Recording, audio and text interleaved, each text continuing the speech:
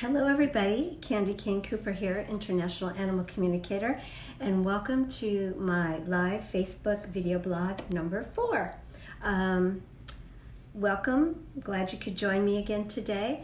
A quick little announcement, I am also going to be posting these when I'm finished. Hi Angela, hi Cindy, hi Nevi. As soon as I'm done, not only on my Facebook page, but also I'll be posting them on my YouTube page.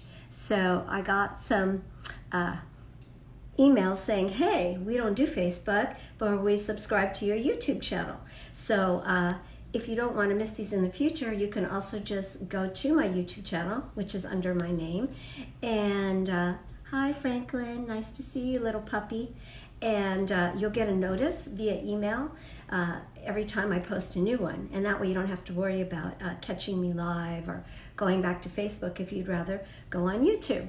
Okay, so let's get started with our questions for today.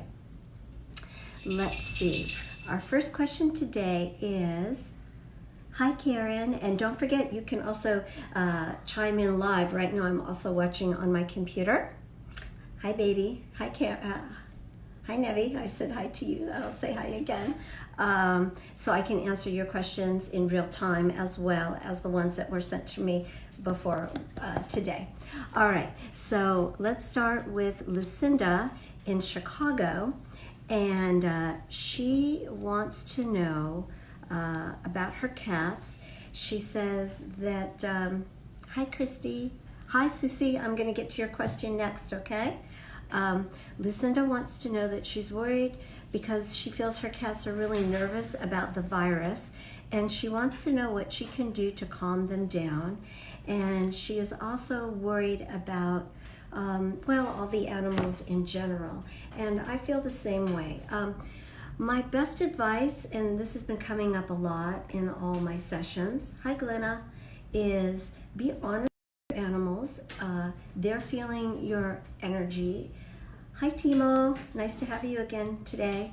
And don't deny it. I mean, don't hide it from them. Let them know that you're going to be okay. You're doing your best to keep yourself safe, and that you're also doing the same for them. I know I got a lot of also emails about that tiger in the Bronx that contracted corona. And Timo, you also mentioned that to me on my Instagram. And he did contract it from one of the caretakers there. Hi, Adrienne. So, and Dan.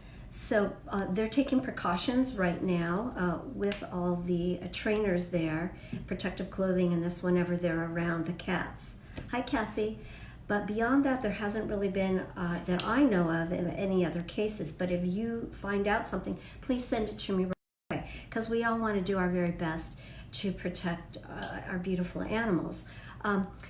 There is something that has been on my mind, though, in reference to this question. I did a group prayer session yesterday. My cousin runs a big organization, Melody Green. Some of you might know her from years and years. Keith Green, my cousin, in their ministry. And we did a prayer for the animals in these hard times. Hi, Jacina.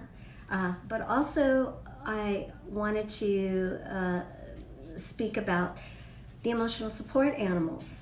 We all know how much we lean on them just, in regular situations, day-to-day stress and problems, and now we have all of this extra anxiety. Hi, Selena. Hi, Pete. And when you're pondering today on, hopefully thinking about the positive in your life, being grateful for what you have, trying to center yourself during this pandemic and not spin out. Maybe, put an extra thought in there for all the animals that take all the extra pressure off of us, because they need relief too. Hi, Aura. Nice to see you. Glad you got my message about my book. And Anne. I spoke a few times at the big hospital here, local in Woodland Hills, Kaiser Permanente. They have the largest organization of emotional support animals that go in the hospital, you know, from room to room. And it was really fascinating to hear their comments about what they were doing. Some of them really enjoyed their work, but some of them, it was just too much. And at the end of the day, they needed to distress and relax and release all that negativity that they took in from all the patients. And a couple of them even requested they be moved. Some of them didn't want to work with the children. Some of them didn't want to be in the cancer ward. They wanted to switch it up a little bit. Hi, Terrence. Hi, Dustin. So, you see, they're no different than you and I, and we overload. So take a little time to be, I know we're all spending extra time with our animals right now, but also take it one step further and do something extra special for them. Let them know that you know they're taking on a lot of extra weight right now from all of us humans, and again, that they're safe, and of course you're going to do your very best to keep them protected always. All right, let's move on to our next question. So nice to see everybody here today. Hi, Anna Maria. Hi, Carrie. Hi, Jay. Hi, Louise. Hi, Claire. Wow, fantastic. So Sal from Germany and also Erica from Canada kind of had the same question. They wanted to know, do I ever use one animal to help another, or have I ever solved a crime with an animal's help? Well, yes, I have. I've worked with a lot of cases like that. Of course, it's private, so unfortunately I can't really talk about it because some of them are involved with the police. I did work on a very well publicized dog napping case where the trainer was involved and the dog was held for a lot of ransom. It was on the East Coast. And then also in the Midwest, I worked on a case where a pony was shot point blank, and family was devastated, especially the little girl that loved the pony, and it was like a mystery thriller, the way it twisted and turned, but we did find out who committed the crime, and it was unique because the pony had died, so I worked with it on the other side, and through my communication in that way, she led us to who the perpetrator was, and he got arrested and is in jail. And also same thing with the dog napper, because he had a history of doing this to his very wealthy clients. Hi, Stacy. Hi, Carrie. Welcome. So that was fascinating, and talk about stress and pressure on my part to perform, but I enjoyed it because it really pushed me to the maximum of my abilities with my remote viewing, and I took all the tools out of my toolbox and worked it, to the maximum with positive results. So that was exciting. In everyday life, I use animals to help each other with their housemates. Hi, Charles. Especially with runaways. I've been working a lot with runaways, lost animals. I don't just had this whole last year, dogs, cats. It's just been a lot of lost animals. I was even up late till early this morning working with a runaway that we have found, and then he got away from us, and now we're going to start tracking him again today. But a lot of times we'll bring in a housemate from the family to help track the lost pet. Works much better than like the bloodhounds that people like to use from the outside, because this animal is very familiar with, of course, the scent of its housemate. And then also I use animals in the family for training. You bring a new pet into the home, and hi, oops, drop. Hold on. Technical difficulty here. I think I lost it. Hold on. I dropped the phone. Hold on. What am I doing here? Am I back? I'm not back. Hold on. Can I start again? You're currently still live. I am. Okay. Then I'll just keep going. Am I upside down? I hope not. Sorry about that. In the situation where you bring a new pet into the home and I hope not. Sorry about that. Okay.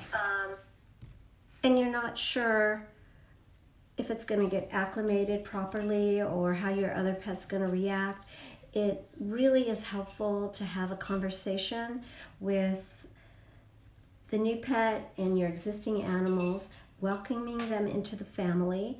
And then a lot of times it's surprising, the animal that's already in the home sometimes wants to take the new animal under their wing almost like it's their baby. So that helps the issue of jealousy a lot of times when you're worried about that. Nips it right in the bud. Also for training, potty training, just all kinds of behavioral issues, you can lean on your pre-existing animal to help train the new one into your home. So that really is a great tool to have. And don't forget about that when you're bringing somebody, new in, and you have all these fears. Try to relax and work through it step by step, because again, their relationship can change just as your relationship develops and grows and changes with your new pet. All right, and let's see, what else do we have here? Susie from Colorado, I know you're listening, and you sent me a two-part question. So she has been watching my YouTube videos, and she has been practicing, mental imaging and sending messages with her mind to twinkle and rainbow. But the problem is, let's see, what is the problem here? When she's working with mental imagery, she feels that sometimes it doesn't register with them, and they're ignoring her. But on the other hand, when she sits and she reads to them at bedtime or sings to them, they really enjoy it, but then they start poking at each other and they start to get restless. So I see this as a perfect example of both ends of the communication scale here. I think, Susie, when you are doing your visualization, you need to be focused a little bit more. Just practice and practice and practice. If you don't feel like you're connecting, then it's really very simple. You're not. Just maybe try to relax before you start, a little meditation, or take a walk, whatever you like to do, have some tea, whatever puts you in a nice calm state of mind, and then try it again and see if you can get a better connection.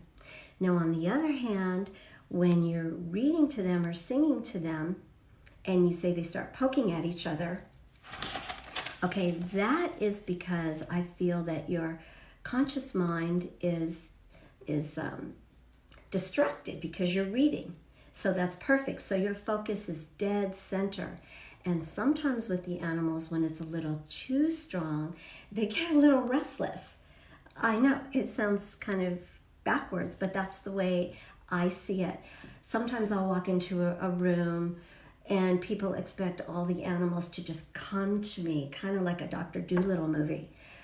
But sometimes it's the reverse, because they can feel my energy and it's too strong and they pull back. So I have to kind of ratchet it down a few notches, bring it in, and then introduce myself again. And then everything is fine. So you're working on two different levels here. I say try to find the happy medium with both, and then you'll get perfect results. So keep watching me and keep practicing, because you're doing a great job. Just got to find that happy medium, okay? All right. Let's go on to our next question here. Hi, Deidre. Nice to see you here. Okay, Monica from Ghana. She wants to know, how did I get started talking to the animals? Oh, okay. Well, first of all, I was born this way, hearing the animals. I discovered it when I was very, very young, and it just seemed natural to me. It wasn't anything very different. In fact, I have a picture right here on my desk of my first love, Seymour. He's my first Chihuahua. Here I am on the Santa Monica fishing pier at Fisherman's Wharf with Seymour. And I loved him with all my heart. I got to pick him out, and we spent many, many great years together. And when I was small, he got very sick, and I heard him crying one night, ran into my mom and dad's bedroom. Something's wrong with Seymour. I was hysterical, and they told me, oh, no, you're just dreaming. It was a nightmare. Go back to sleep. Everything's okay. And he wasn't in bed with me that night. It was summertime, and he was outside my window, actually, in the yard. And the next morning when we woke up, he had to be rushed to the hospital. He had kidney failure, and then he died later that day. So looking back now, I realize that I was hearing him crying out to me, hi, Lori, that night. But of course, my parents didn't realize what was going on, so they just thought I was just a child having a nightmare. So looking back on it, I realized that was the first time where I could see, something is different here with me, and I'm not quite sure exactly what it is. So I pretty much just kept it to myself, always talking to the animals, bringing home all kinds of crazy things. I grew up in LA and Hollywood, so really wasn't much farmland. So my big fun adventure was to go to La Brea tar pits and bring home frogs and squirrels, and one time a snake, which didn't go over very well with my mom. Anything I could find and take care of it at my home. And as I got older, just pretty much kept it to myself, because I realized that I was pretty much the only one that was hearing the animals. But it got to weigh heavy and heavy and heavier on me as I got older and had different careers through my life, all different types of businesses. And when I decided to finally get into hypnotherapy, I was training with a psychotherapist, learning the craft, and it kind of just pretty much blew the doors wide open for me. I think going into session, opening up my mind in new ways that I had never thought about, but also he gave me the courage to go forward with this. And also I had a very spiritual horse trainer at the time, and she also gave me a lot of encouragement to go forward and think about making this a career. Hi, Katie. Hi, Susan.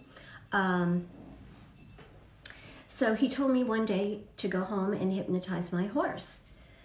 And I thought, okay, I can do that. And it kind of broke down my fear of really just sharing it and speaking out about what I do. And after that point, I just realized that I needed to do this. I gave up my whole other career in business. That I had a really lucrative business. Some of you know me from my previous recreations of my life. And here I am today. I never ever dreamed in a million years that I would be able to get up and do this every day. It's a beautiful gift that I get to share every day, and I'm just very honored to be able to do it. So that's a little long, brief, excerpt of how I got to be where I am today. Let's see, Leslie wants to know, do I also communicate with human spirits? Yes, I do. I had a experience many years ago when I was working with a client. Her dog was getting ready to cross over, and a human from the other side came into our session to greet her. And it was a tragic situation, how he wound up on the other side. It was a suicide. He explained it all to me, which was, wow, just an amazing experience that I wasn't ready for. First time communicating with a human on the other side. I don't really read humans per se. That's not what I do. But when they come into our sessions with our animal friends, I'm always glad to greet them and talk to them. Just so you know, I have never, ever, ever had a bad experience or bad energy come into our sessions. I know people are sometimes worried when you unlock that door, but I like to say I just leave that to the movies and the horror films, because I'm on the other side almost every single day. And again, I have never, ever had a bad experience or a bad entity energy come into our zone or our plane at this time. Let's see. We have another question. Hi, Laura. Caitlin. Hi, Caitlin. I'm dreaming of my new Mini Cooper, my electric Mini Cooper soon, Caitlin. It's all your fault. Just wanted to let you know that. Let's see. Caitlin wants to know, are all my animals plant-based? Oh, that's a good question. Being vegan, I get asked that a lot, but no, they are not. And it is difficult for me to feed them the food that they eat, but I do feel personally that canines are carnivores, and I respect that, and I would not force a plant-based diet, into their lifestyle. Let's see. I know you got me, girl. Let's see, we have another question here. Christine, hi, honey. She wants to know, what are some of the funny things that the animals request of their owners? Oh, you would be surprised. But a lot of times it's very, very sweet. They enjoy when, we sing to them. I get that a lot. You might not think your singing is very good, but your animals enjoy it. And they just like to be present with us, just sit with us. And I find this especially true with larger animals like equines. Most human caretakers with the larger animals always want to be doing something with them, riding them, training them, thising them, thatting them. They just like to be. So sit in your stall, read your horse a book, hang out with them, tell them a story, tell them about your day, ask them about their day. Even if you can't hear them like I can, they will appreciate it that you're asking them how they feel and what's going on with them. I'm going to try to think of the one of the funniest things that, I had one dog ask its owner to exercise with him more because he felt that she was getting a little overweight, and he knew that if he took her running, she would lose weight and be happier because she was getting a little depressed. So this was his way of politely telling her, you're getting a little chubby, mommy, so let's go for a ride. Let's see. Claire is asking me, hi, she says she's moved to a country estate and there are free roaming wild ponies, deer, stags, and wild cattle. The foals are curious and not afraid to come and say hello. I'd love to make friends with the deer. Is it harder to communicate with animals, like wild animals? No, not really. I've spoken with all kinds of animals. I also worked a few years back with a wild game reserve in Africa. It was so exciting for me. I helped lead them to a watering area because they didn't know which direction to go. And I sought out the lead animal. It was a female, of course.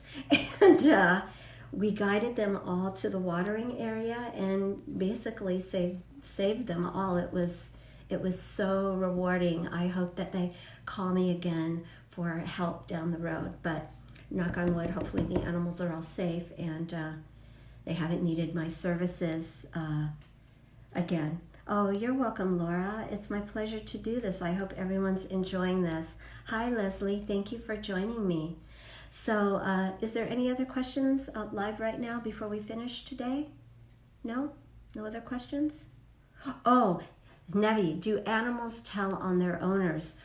Oh, absolutely they do. Absolutely they do. And not only their owners, but others, like we were talking about the crime situations.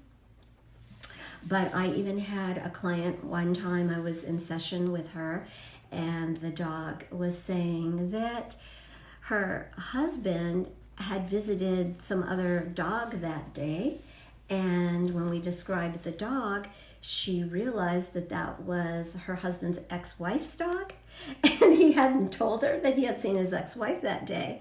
But then when we had the information from Peanut, who told on Daddy, he confessed to Mommy that he had lunch with his ex-wife. Of course, strictly platonic, but I think he learned his lesson from that day that he will not keep those kind of secrets anymore. What can I say?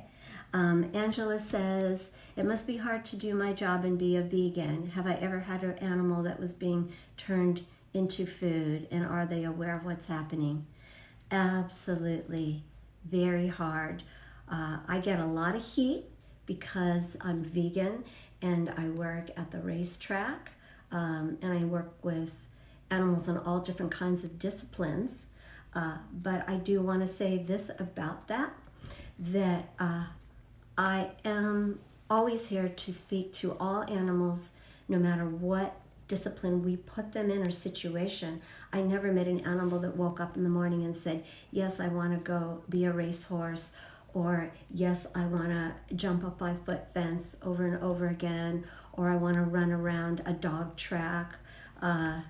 But we put them in these situations, and some of them do enjoy it. I'm not saying that it's all negative, but when I have a trainer or an owner or a caretaker that wants my help to better the animal's life, I am there in a heartbeat to help that animal.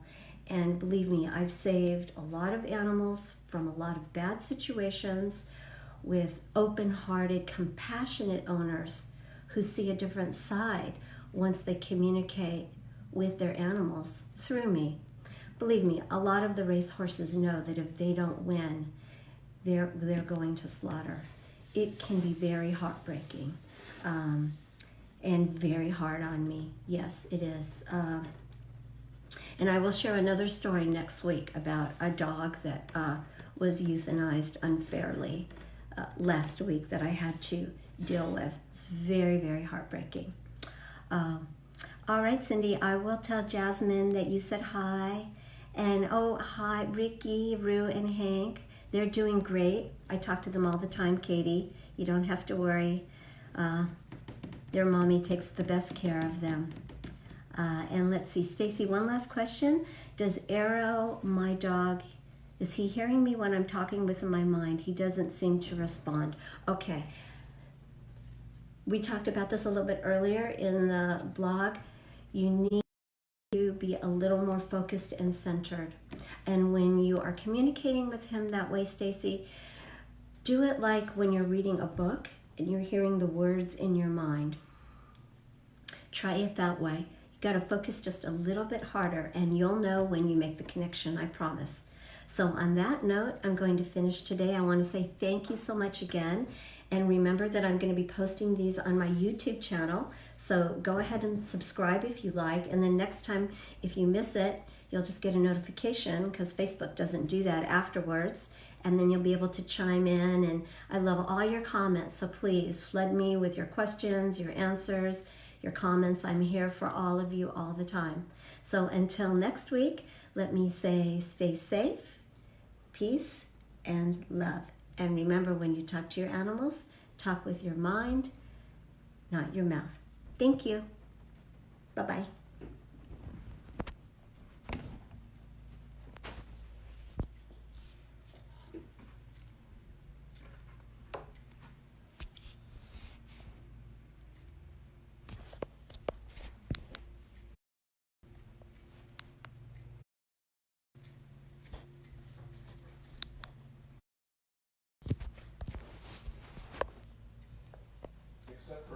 dropping the phone thing sounds like it went pretty well. Yeah, I can't believe I did that. I went to take off my cousin's thing, and now I did something different. It said to invite people, but I don't want to invite anybody, so I don't know how to go back. Okay. Invite friends to watch. I didn't want to do that. It up. When it was done, Yeah. did you choose save? No, it went to this instead. Invite friends to watch. Because it dropped it and it went to a different. I might have lost that one. All right, we'll see later. Yeah.